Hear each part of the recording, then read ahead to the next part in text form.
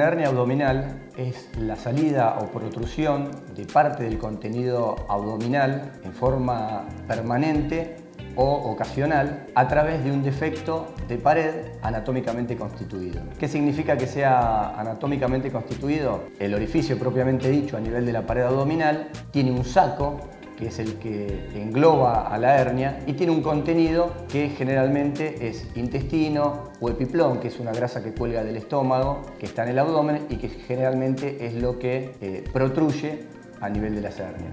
Las hernias se dan en aproximadamente el 1%, 1,5% de la población, y de estas el 80-85% van a ser hernias inguinales o crurales, o como se les llama frecuentemente, hernias inguinocrurales. El resto de las hernias van a ser umbilicales, epigástricas, isquiáticas obturatrices, diafragmáticas o incisionales. Las hernias incisionales son las hernias que se llaman también eventraciones, vienen después de una cirugía abierta o convencional donde se hace una incisión a nivel de la pared, y después de cerrarla, después de esa cirugía, esa incisión por distintos motivos se vuelve a abrir y queda una hernia constituida.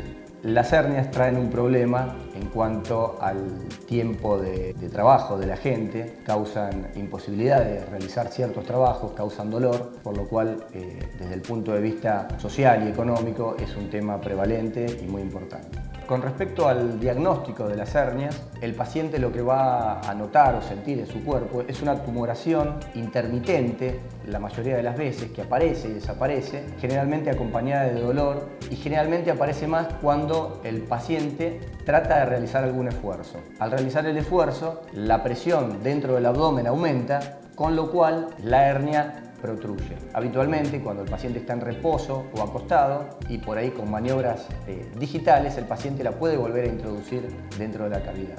Entonces, los síntomas son la tumoración, el dolor y, en el caso de que se complique la hernia, es muy probable que produzca además de intenso dolor, una obstrucción intestinal. Si produce la obstrucción intestinal, eso quiere decir que la hernia está atascada, y si la hernia está atascada pasa a ser una urgencia quirúrgica, porque si pasan las horas se puede estrangular, y la cirugía, que además de ser de urgencia, pasa o podría pasar a ser, además de la hernioplastia, con una resección intestinal por la parte del intestino que esté estrangulada.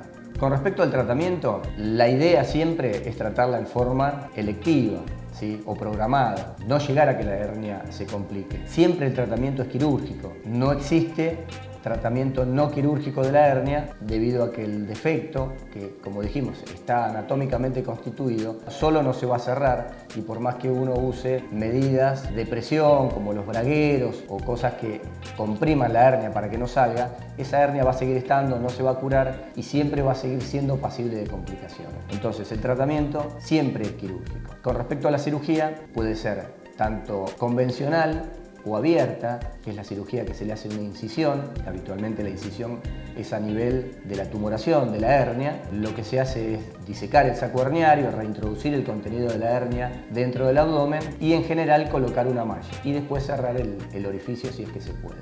Con respecto a la cirugía laparoscópica, hay varias técnicas, pensando en la hernia inguinal o inguinocrural. Siempre esas técnicas son con colocación de una malla protésica, la malla es de polipropileno. Lo que se hace es básicamente una cirugía similar a la cirugía abierta, pero en vez de hacerla desde el lado de afuera del abdomen, hacerla desde el lado de adentro del abdomen.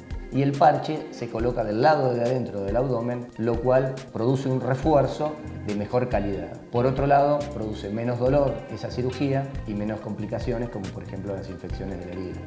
Dentro de las técnicas de cirugía laparoscópica para la hernia inguinal o inguinocrural están la transabdominal, por la cual uno entra al abdomen por la laparoscopía, abre el peritoneo y coloca la malla. Obviamente hay que disecar el saco y hacer todos los procedimientos. Y hay otra técnica que se llama extraperitoneal, que uno la hace directamente sin entrar a la cavidad abdominal, con lo cual tiene algunas ventajas, como por ejemplo reducir las complicaciones abdominales, y algunas desventajas, como por ejemplo menor espacio para trabajar. De todas formas, las dos tienen muy buenos resultados y hoy en día es la técnica de elección, siempre y cuando no haya una contraindicación para realizarla.